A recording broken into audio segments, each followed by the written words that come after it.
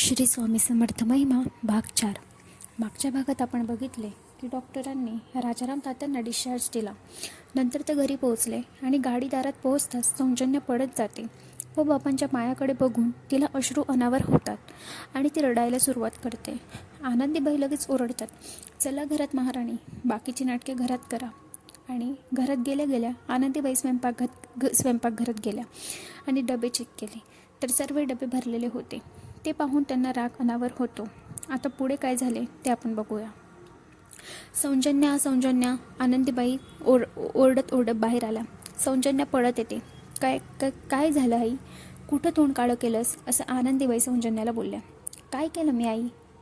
मग हे सामान कुठून आलं? आनंदीबाई सौजन्याला बोलली, ते सामान कोणीतरी आपल्या दरवाजासमोर ठेवलेलं, असे सौजन्या बोलली। हो का? आमच्या आयुष्यात कोणी नाही ठेवलं असं कधी, आनंदीबाई टोमणा मारत बोलल्या आणि मारायला सुरुवात केली। मी इतके मारत होती की विसरूनच गेली की ते स्वतः पोटुशी आहे।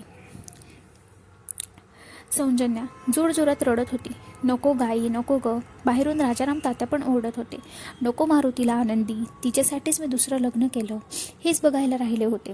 राजाराम तात्यांना आता मात्र दुसऱ्या लग्नाचा पश्चाताप होत होता।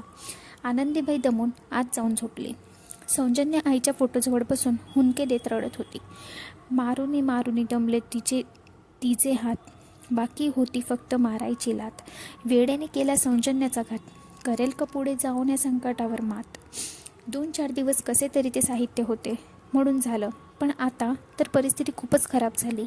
आनंदीबाईंना जेवढे त्रास होत होता तेवढेच ते सौजन्याच्या मागे लागायच्या। एक दिवशी घरातील कामे उरकून सौजन्या शाळेत जायची तयारी करत होती। अचानक आनंदीबाईंना काय होते काय माहिती, तिने तिची बॅग रागाने फेकून देते आणि बोलते, ए भवाने, घरातले साहित्य संपले आणि तुझं काय ही शाळेची थेर, जा कुठून पण पैसे आण, तुझा बाप पण पडलाय मोडून, आणि मी अशी अवघडलेली कमावून कोण आणणार। सौजन्या रडत घराबाहेर पडली आणि प्रत्येकाच्या घरात जाऊन विचारायची काय काम आहे का, पण कुणाकडेच काम नव्हते। ती फिरत एका घरात गेली। तिथे एक तरुण माणूस बसलेला होता। तो वासनिक भावाने सौजन्याकडे बघू लागला।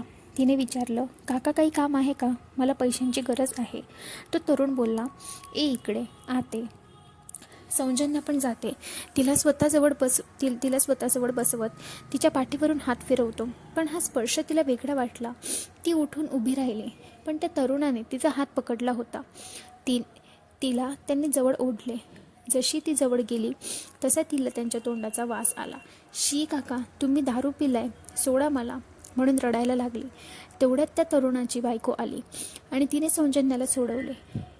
काय तुमचे पण, तुमच्या पोरगीच्या वयाची हाय की, तिच्याकडे असे बघताना लाज नाही वाटत। सौजन्या थरथरत घराबाहेर पडली। आता पुढे काय झालं सौजन्याच्या आयुष्यामध्ये, ती घरी गेल्यानंतर तिची आई काय बोलली काय नाही ते तुम्हाला पुढील भागामध्ये समजेल। तोपर्यंत श्री स्वामी समर्थ। धन्यवाद।